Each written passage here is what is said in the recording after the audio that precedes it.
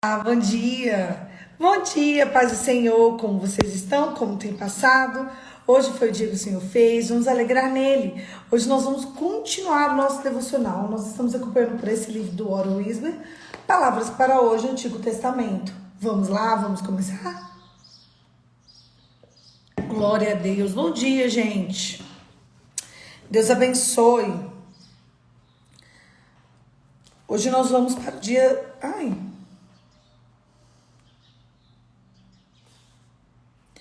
Ixi, ele saiu aqui do lugar, Senhor.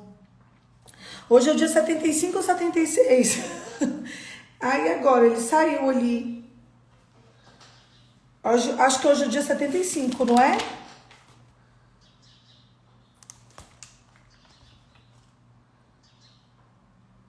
Eu acho que é o 75 mesmo. Bora lá? Na hora que eu fui pegar aqui, o meu coisinha de marcar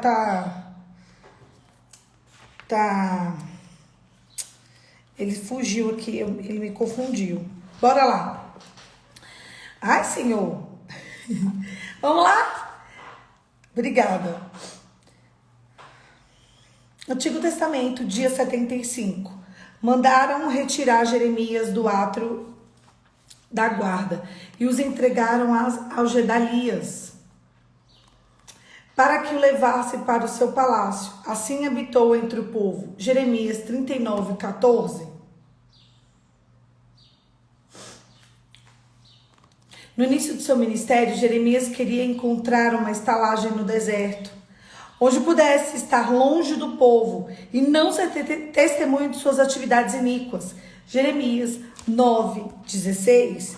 Mas não devemos ser tão severos com ele, porque Moisés ficou tão angustiado que os israelitas, que desejou morrer. Números 11, 10, 15. E Davi orou pedindo para que pudesse fugir para longe de Jerusalém e ter um pouco de paz. Salmo 55, 6 a 8. Pela graça de Deus, os três permaneceram em seu posto e serviram o Senhor e ao seu povo. O chefe da guarda da Babilônia ofereceu-se para levar Jeremias à Babilônia, onde ele receberia cuidados, mas Jeremias escolheu viver com o seu povo. Quando você sentir vontade de fugir, pense nos fatores que mantiveram Jeremias no lugar quando a situação dele era muito difícil. Ele estava em comunhão íntima com Deus. Não temas diante deles. O Senhor disse a Jeremias quando ele chamou, porque eu sou contigo para te livrar. Jeremias 1:8. Jeremias acreditou nas promessas de Deus e o Senhor não decepcionou. O rei de Judá e os seus príncipes decepcionaram o povo e tentaram abandonar a cidade, mas foram pegos e julgados. Fugiram porque eram mercenários e não pastores. João 10, do 12 ao 13. Jeremias chorou e o povo queria chorar ainda mais. Ele foi um verdadeiro patriota, amou a sua nação e tentou desesperadamente salvá-la da ruína. E esse amor fluiu em sua caminhada junto com Deus, porque o Senhor ama Israel com amor eterno. Jeremias 31, 3. A palavra coração é usada 60 vezes em Jeremias e Lamentação. Ele aceitou o seu chamado. Jeremias sabia que o seu trabalho não seria fácil. Ele teria que arrancar e derrubar as coisas antes de poder plantar e construir. Os líderes ímpios se oporiam a ele, mas o Senhor faria dele uma cidade fortificada, uma coluna de ferro e muros de bronze. A única forma de prosseguir é assumir uma posição firme. Deus fez dele um acrisolador para intensificar o calor e separar o ouro da impureza. E o povo não queria isso. Os falsos profetas eram médicos enganadores que mentiam a respeito da condição da nação e aplicavam remédio que não surtia efeito. Jeremias foi semelhante a um cordeiro levado para o matadouro e um pastor tentando conduzir o rebanho rebelde. Teve de usar a canga de madeira, mas o Senhor estava preso. A canga com ele ajudou a carregar o fardo. Podemos reivindicar o nosso privilégio como servos do Senhor. Jeremias é conhecido como profeta chorão, mas também chorou diante do ministério. E Paulo também. Ele cuida do povo de Deus. Jeremias viveu com o povo, orou pelo povo, compartilhou as promessas. E Deus com ele, promessas de Deus com o povo. Embora pudesse viver confortavelmente na Babilônia, ele sempre disse a verdade ao povo. Se os líderes tivessem aceitado a palavra de Deus, a cidade e o povo teriam sido libertados da destruição. Da mesma forma que Davi e Jesus, Jeremias viu o povo como um rebanho sem pastor e amou, apesar de ter sido mal compreendido e de ter a mensagem rejeitada. O amor nunca perece. 1 Coríntios 13:8. Embora pareça que perecemos tristemente, porque o amor torna mais semelhante a Jesus, ele também habitou entre o povo e procurou ajudá-lo. Tenho compaixão dessa gente, porque há 3 dias que eles permanecem comigo e não tenho o que comer. Marcos 8:2. Sabe o que é interessante? Deus chama Jeremias. Ai, que bênção. Olha, Jeremias, eu te escolhi. Vamos lá, você é meu profeta, meu servo. Ai, vai ser lindo. Você vai ajudar aí o povo. A primeira coisa que Jeremias faz é querer fugir. Ai, quando ele observa e entende a situação, a primeira coisa que Jeremias faz é querer fugir. Sabe quem é que quer fugir também? Davi.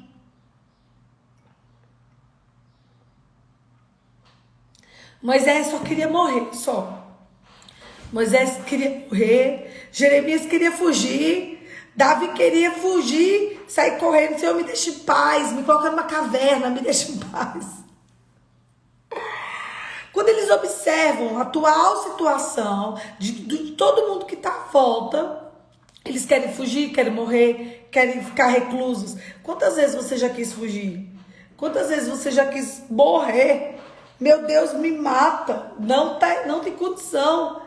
Moisés só queria só morrer, pouquinha coisa. Bem pouquinho, gente, quase nada. Vocês têm noção? O quê? Morrer. Quando você olha pro povo e fala assim, não tem solução, melhor eu morrer. Você já olhou pro povo da sua casa? Jonas, é um monte. Você, eu, todo mundo. Quando a gente cara a verdade, quando a gente vê esse mundo caído, quando a gente vê que esse mundo é mau, quando a gente vê que parece que a gente tenta e nada acontece. Qual é o nosso plano de escape? É de fato fugir? É morrer? É ficar recluso? Mas Deus nunca vai ter um projeto de fuga. Nunca. Deus nunca vai ter um projeto de fuga por causa do tamanho do seu propósito. O seu propósito vai doer. O seu propósito vai doer. Vocês entenderam? O povo aqui, fugir só uma vez por ano, só quero fugir para as colinas. Gente, direto a gente quer fugir, não é? Eu tô para ler na hora que o meu coração tá chamando o Salmo 139, mas eu estou com a Bíblia a 2 passos de distância. Vocês deixam só pegar a Bíblia, porque a gente está acompanhando por esse devocional aqui, e a Bíblia tá ali. Me dá um segundo, respira aí. Respira aí. Eu falei que era rápido. Eu deixei a Bíblia ali em cima da outra mesa. Oh, Jesus. E não peguei. Vamos aqui. Olha só o que diz Salmo 139. Fala sobre você e sobre mim. Não. Fugir. Só normal, só. Parece que está relatando a nossa vida.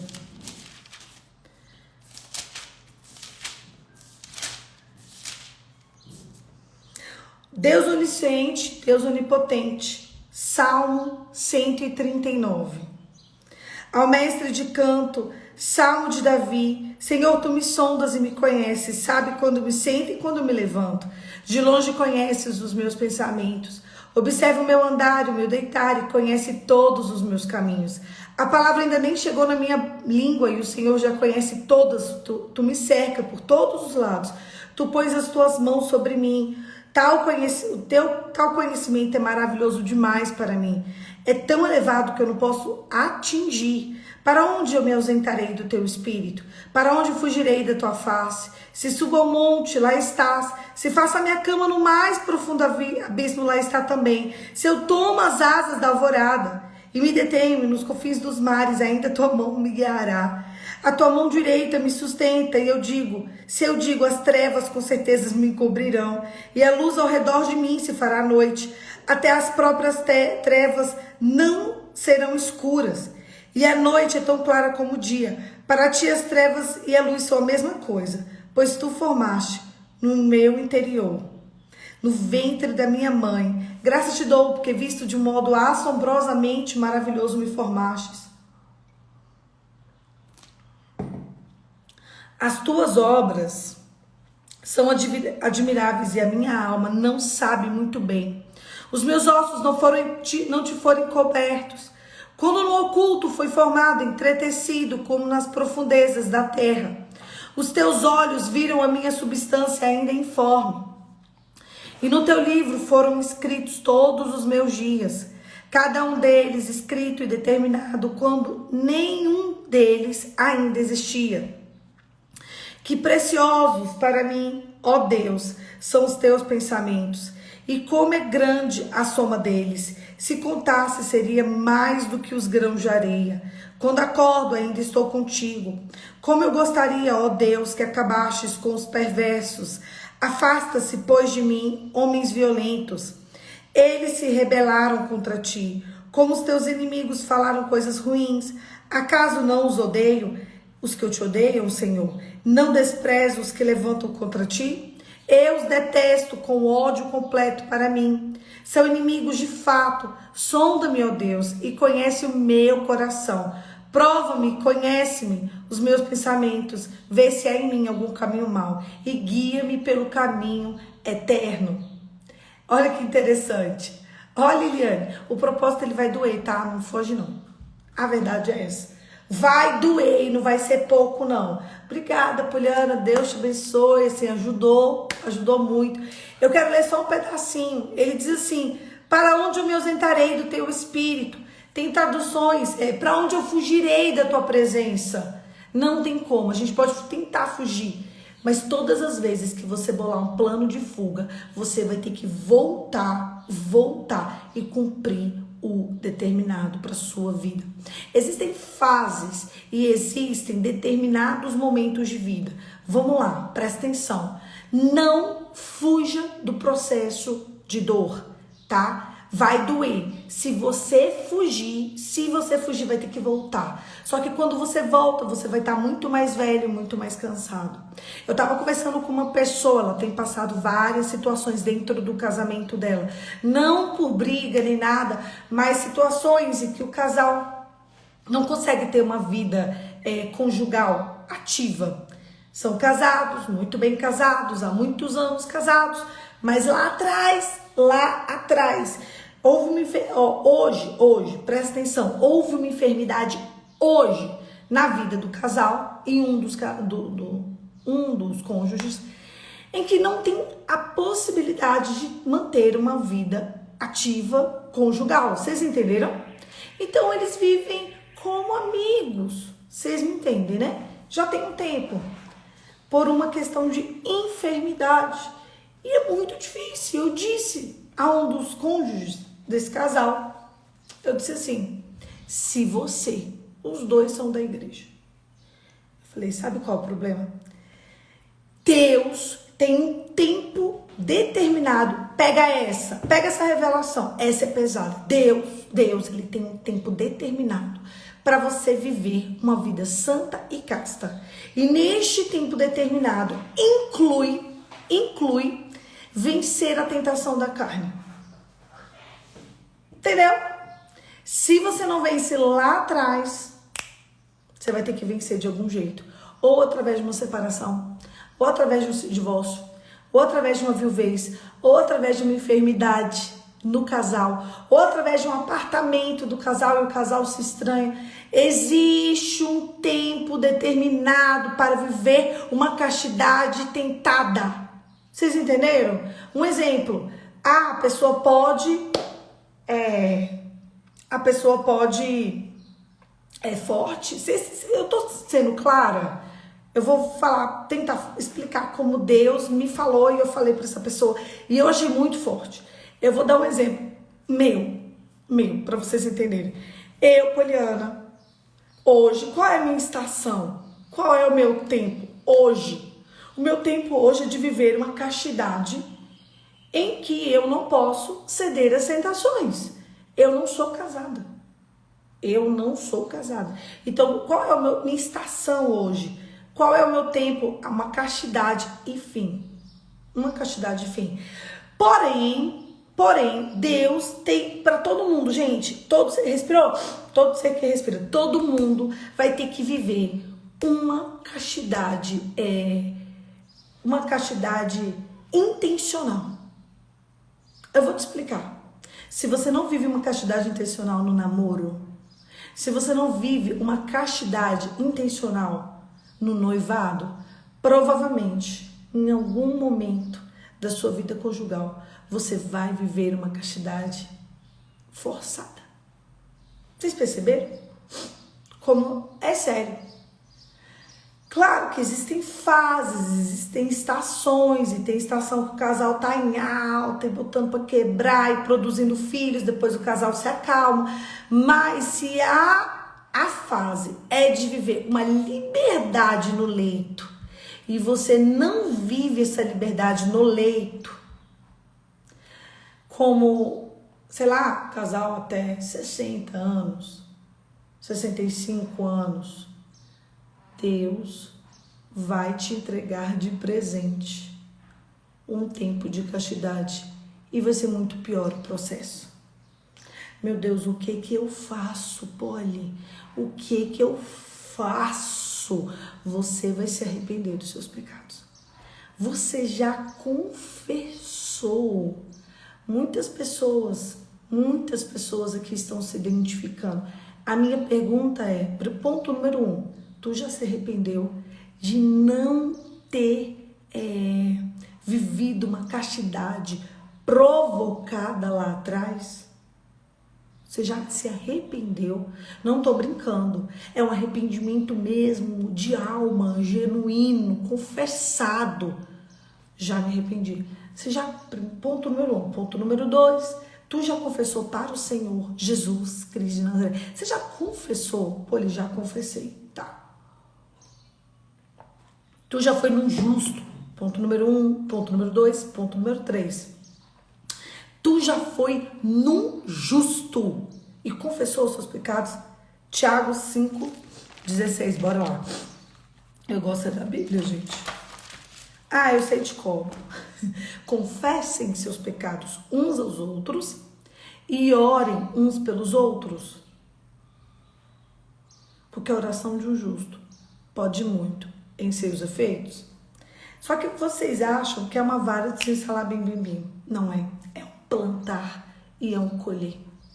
Tem hora que a gente vai ter que colher em lágrimas. Tem hora que a gente vai ter que plantar em pranto. Tem que ser, cumpra um processo bíblico. Tenham uma vida bíblica para ter um resultado bíblico, porque enquanto você, presta atenção, não cumprir o propósito bíblico, você não vai viver a liberdade. Tem gente perguntando, confessar tem que ser para o cônjuge? Não, para o sacerdote, pastor, pastora,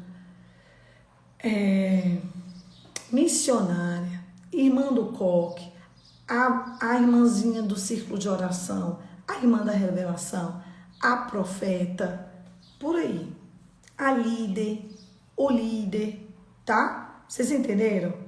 Tem que ir, tem que se humilhar. E quando vocês forem, estejam em jejum. Essa não é uma doutrina, é uma recomendação. Vocês entenderam? Não é uma doutrina, é uma recomendação. Por quê? Toda vez que a gente... Isso é um presente que eu entrego a vocês. Não é uma doutrina, combinado? É só uma recomendação.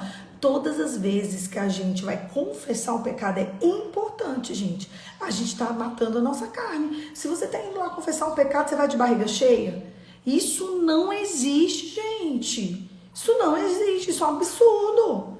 Entendeu? Então, pega o pulo do gato aqui comigo.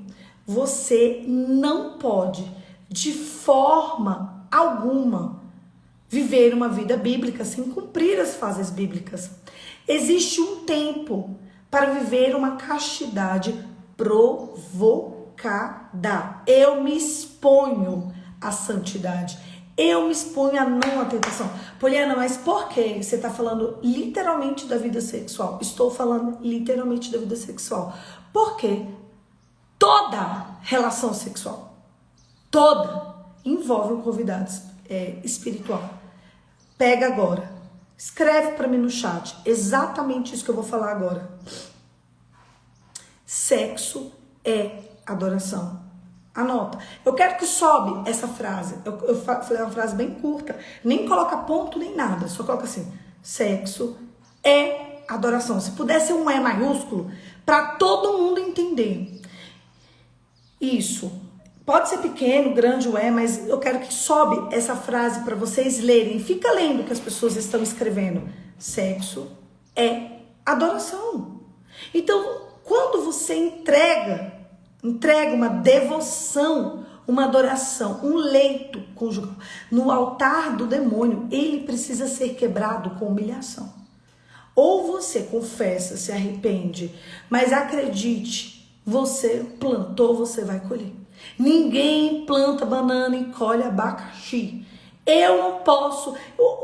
Qual que é a única forma de eu colher algo bom no meio do caos, no meio de uma plantação horrorosa que eu joguei? Eu joguei a semente, né? Só com castidade. Você se provoca à humilhação. Você se entrega à verdade. Você precisa confessar. E você precisa entender que todo mundo vai colher. Você não anula, você vai colher. Você diminui os efeitos. Então vamos lá. Vou dar um exemplo para ficar claro para vocês. Esse é um poder incrível. Existe um tempo de castidade provocada. Eu preciso de uma castidade provocada. Quem? Todo ser que respira, que não seja animal irracional. O que é uma castidade provocada? Eu tô solteira e eu não vou ficar indo pra ciricutico. Estou me provocando a castidade. Segundo ponto, estou namorando e me provoco a castidade. Estou noiva e me provoca a castidade. Vivo a estação certa no tempo certo. Vocês entendem? Dentro do casamento, não. Casou, bota pra quebrar. Entendeu? Poliana, por que eu casei e eu boto pra quebrar? Porque sexo é adoração. Não existe castidade provocada no casamento. Esse é o grande ponto. Poliana, não virei. Vocês estão rindo, né, do ciricutico. Não vivi uma vida casta antes de casar. A minha vida conjugal está um caos. Deixa eu te explicar. Você está colhendo o que você plantou. Meu Deus, o que eu posso fazer? Arrepende lá de trás. Arrepende. Confessa. Arrepende, confessa e colhe. E agora? Arrepende, confessa e colhe. Quando a gente confessa de verdade, quando a gente se arrepende de verdade, a gente retira do demônio a autoridade que ele teve. Então, presta atenção. Eu vou contar do caso aqui. Olha o que aconteceu com a minha seguidora. A minha seguidora, ela casou errado, tá? Ciricutico, casou, divorciou. Aí ela casa de novo. Vou fazer direito, vou casar de novo. O marido é obrigado a ir embora do país. Ela tá sozinha. Vocês estão entendendo que ela tá vivendo uma castidade provocada? O que ela precisa fazer agora esse tempo? Por que ela tá longe do marido dela? Ela tá colhendo. A verdade é essa. Você sabe o que ela precisa fazer? Ela e ele, para eles conseguirem voltar? a ficar juntos, eles precisam, os dois, eles precisam de arrependimento, choro. Que dia você já chorou no espírito? Deixa eu te contar uma. Olha só, enquanto você estava indo pecar no caminho, olha aqui, tô arrepiada. Imagina você andando, caminhando, se arrumando para ir pro pecado, se arrumando para fazer o que não deveria. Pensa você, se coloca nessa posição enquanto você tá se arrumando. Você tá ali, se organizando, a mulher tá arrumando cabelo, fazendo unha, não é? Fazendo uma maquiagem, o homem tá ali, tomando banho, se organizando, criando expectativa, mas vocês estão indo pecar. Jesus viu vocês indo pecar no caminho.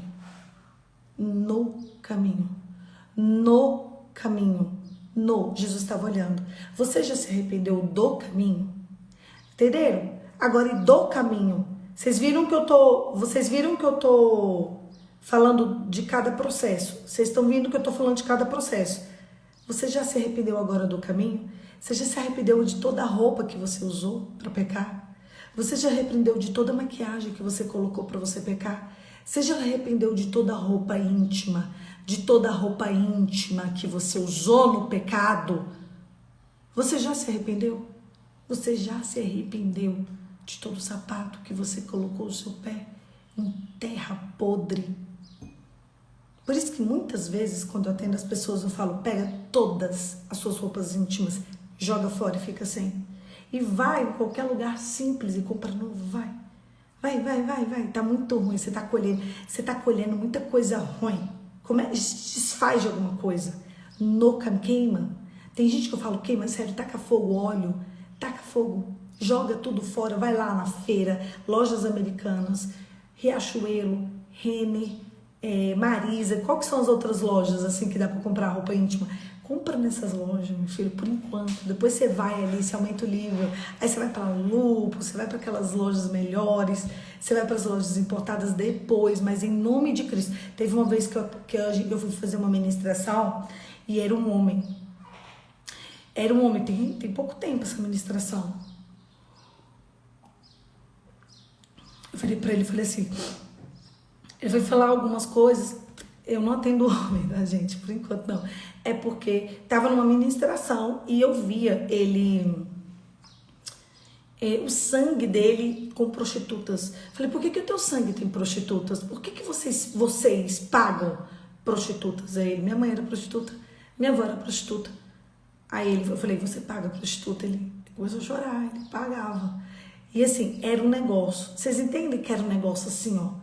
O que eu quero? Todos os homens, o povo aqui, o homem passa por esse processo. Minha filha, se o homem não passar por esse processo, vai ter um caos na sua casa. Todo ser racional, eu estou falando sobre homem e mulher. Você acha que o processo é mulher? Porque às vezes a mulher passa todos os processos, o homem não passa. Aí sabe o que vai acontecer? Um caos. Poliana, eu passei, vamos lá. Eu passei todos os processos, eu me arrependi. Tem que jogar no lixo. Pode ser caro, pode ser barato, lixo. Roupa íntima usada para o pecado, na verdade, não é só lixo. Você tem que chorar em arrependimento. Você precisa se vestir de pano de saco. A gente não coloca mais pano de saco, mas o seu coração tem que estar rasgado. Você tem que se ver com Cristo te olhando. Eu tô muito impactada, porque a gente faz o exercício. Eu quero que vocês parem. É sobre você. Vamos lá, respira. Escreve pra mim no chat agora. No chat, é sobre mim. Você que tá aqui. É sobre mim. Escreve, é sobre mim, é sobre você. Então, o que é que você vai fazer? Você vai pegar você e você vai se limpar. Você vai se arrepender. É você rasgar as vestes. Tô falando só do coração, tá? Não precisa, não, deixa de ser doido. Deixa de ser doido. Você não é doido, não. Você vai rasgar as suas vestes sobre você. Você vai fazer um exercício. Fique em silêncio, coloca um louvor.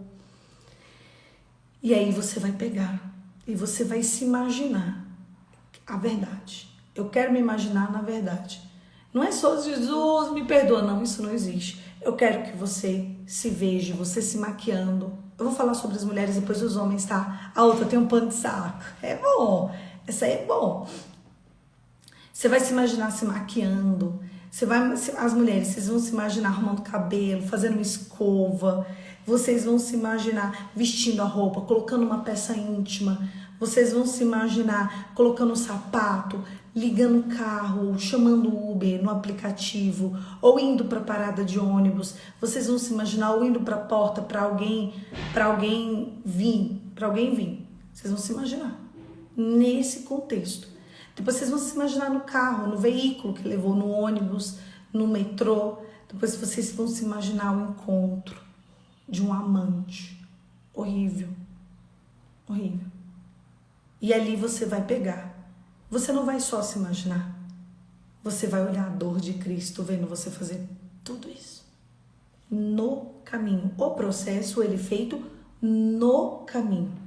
Se você não tiver um quebrantamento, assim, um choro, um arrependimento, você precisa ver. Eu tô arrepiada, gente. Tem fogo aqui, viu?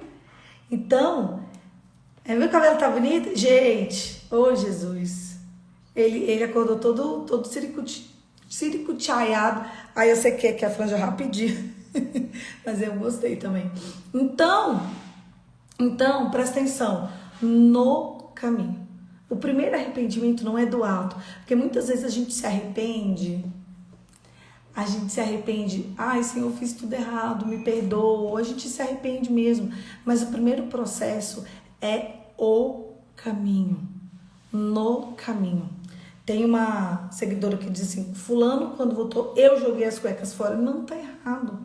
Você tá errada. Não é você jogar as cuecas dele fora. É ele. Precisa ser ele. Entende? Você não pode querer fazer tudo, eu vou jogar. Não, você tem que sentar, ter essa conversa com ele. E você precisa ter essa conversa com ele. Você precisa, coloca esse devocional para ele ver. Fala assim, só assiste esse devocional aqui. Mulheres, quem é a mulher aqui que o marido voltou e ela fez ele jogar fora? Não faz isso não, tá errado, tá tudo errado. Ah, ele pediu, então tá liberado. Ele pediu, tá, gente? Ele pediu. Pode jogar. Pode jogar. Isso mesmo. Se vocês tem que ser no caminho. O arrependimento tem que ser no caminho. Se ele pediu, tá liberado. Se ele não pediu, se arrepende disso. Conversa com ele.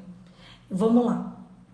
Então você precisa fazer um ato de abrir mão do pecado. Ah, é só uma peça íntima. Não, não é só uma peça íntima.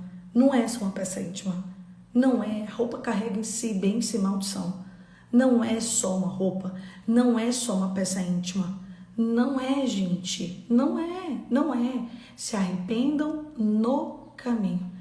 E depois que você se arrepender no caminho, aí você vem para o arrependimento do fato.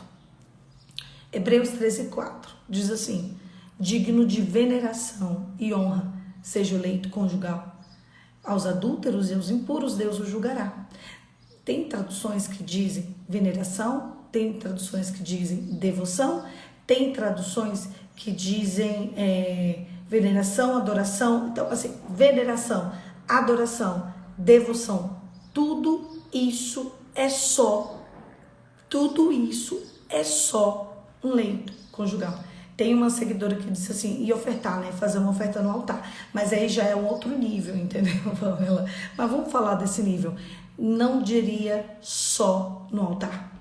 Eu diria no altar e na vida de um casal 100% santo.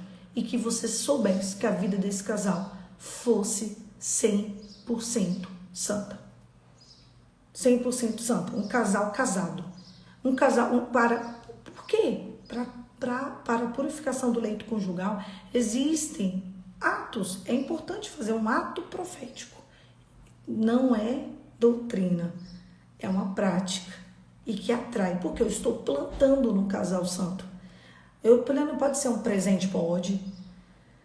E tem que deixar claro, eu estou plantando Mas aí vocês têm que se certificar que vocês não estão plantando em maldição.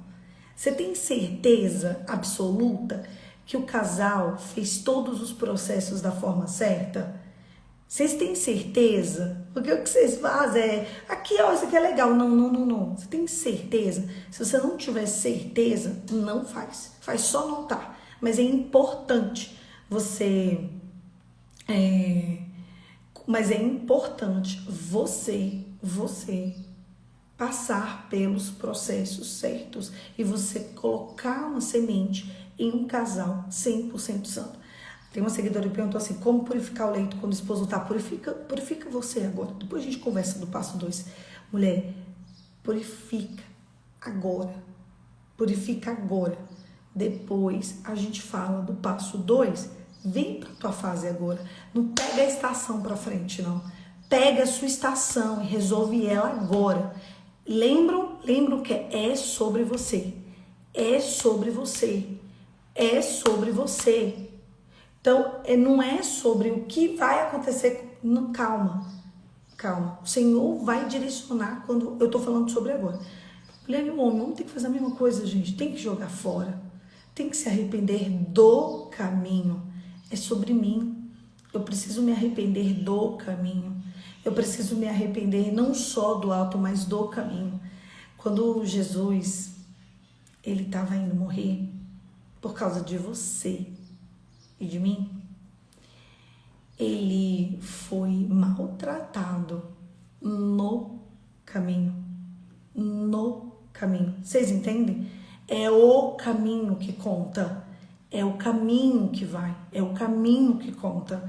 Quem já se arrependeu do caminho? Eu tive uma revelação muito forte sobre a questão do caminho. Foi o caminho, gente, foi o caminho que você se arrumou, foi o caminho que entristeceu Jesus, foi no caminho que Jesus, ele recebeu uma ajuda. É no caminho que você vai ter alguém para carregar a sua cruz com você.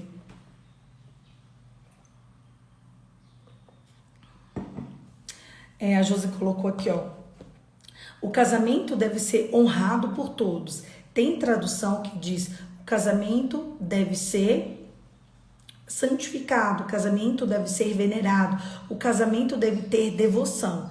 Um único lugar, presta atenção, um único lugar, a única pessoa que Deus biblicamente manda venerar é o leito conjugal.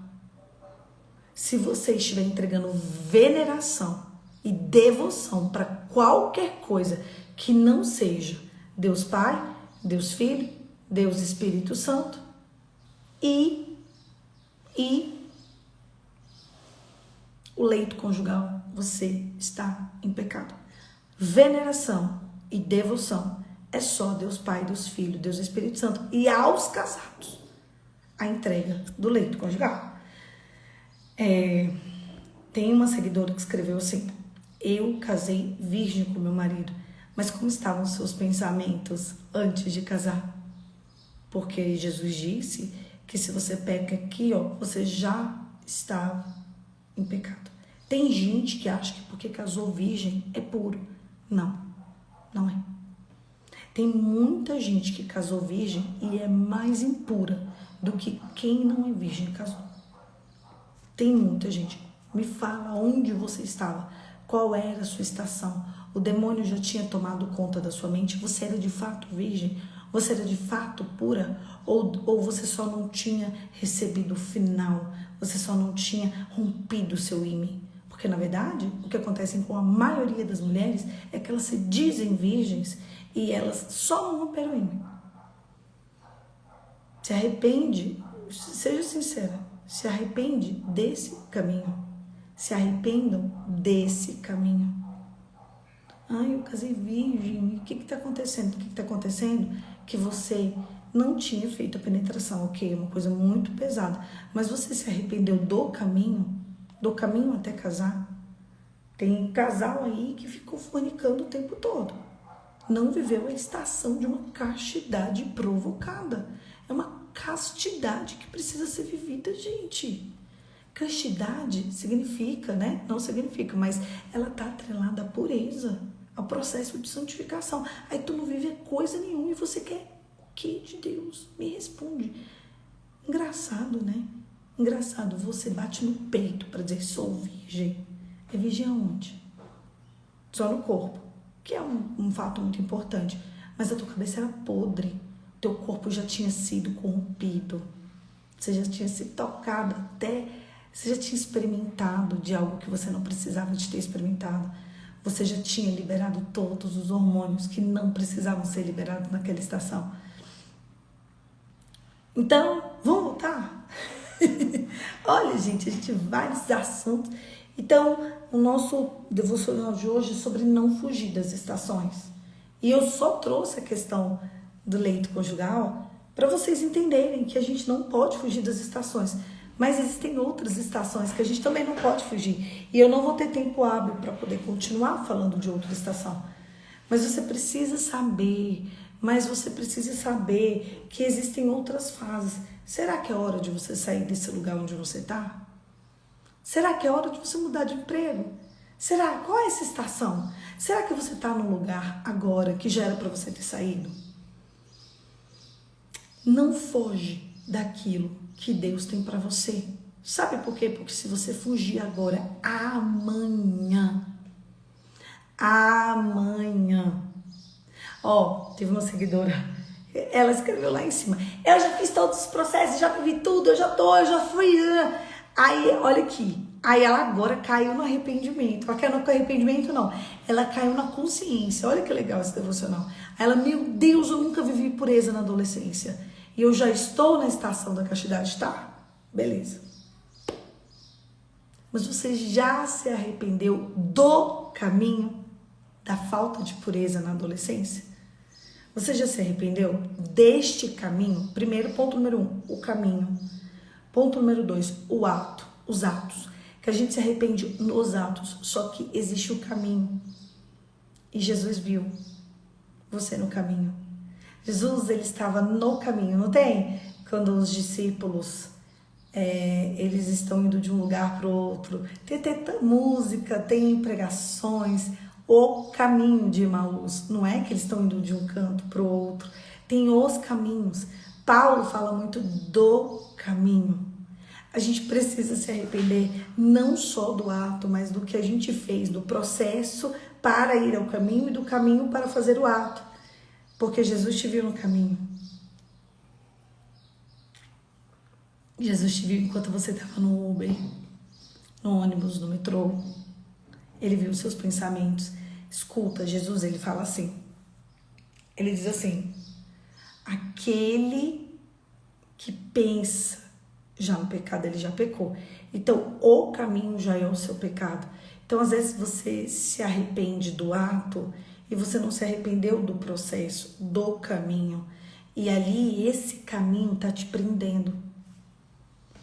Faz o exercício para você cair em quebrantamento. Faz o exercício, né? Faz o exercício, não foge das estações. Deixa eu só ver aqui. Eu me teve tanta...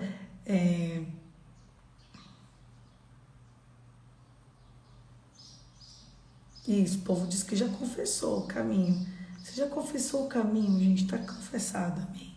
Glória a Deus. Agora vocês entenderam que às vezes a gente quer olhar o pecado do outro, a gente tem uma travezona assim, deste tamanho nos nossos olhos. Faz o teu processo de santificação, é sobre você, é sobre você, é sobre você, é sobre você, é sobre mim, é sobre a Poliana, é sobre mim, é sobre mim, é sobre mim, é sobre você. Então, do que é que você está fugindo? Que às vezes a gente vai fugir tanto de viver essa estação que depois a gente vai ter que viver essa estação de novo. Só que a gente vai estar mais velho e mais cansado. Olha aqui. E o fato de que Deus não leve conta o tempo de ignorância? Porque nem todo mundo aprende sobre castidade. Deixa eu te falar, independente de Deus, independente de Deus, não levar em consideração o teu tempo de ignorância, independente, você vai plantar e você vai colher. Porque quando você conhece Jesus, você não reseta a sua vida, você tem toda uma história para você fazer o caminho de volta. Independente. Independente. Eu vou contar uma história para vocês que está lá em Gênesis capítulo 12. Eu tenho muitas no Novo Testamento, mas é porque Gênesis capítulo 12... Gênesis capítulo 12 tá bem forte na minha cabeça, bem forte. O que aconteceu lá? Abraão e Sara, eles ainda eram Abrão e Sarai, eles estavam, Abrão e Sara estavam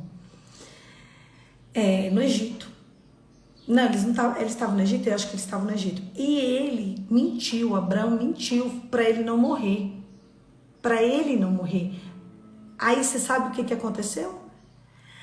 O faraó, o rei, né? Era o rei, não era Egito. Eu esqueci a cidade que estava.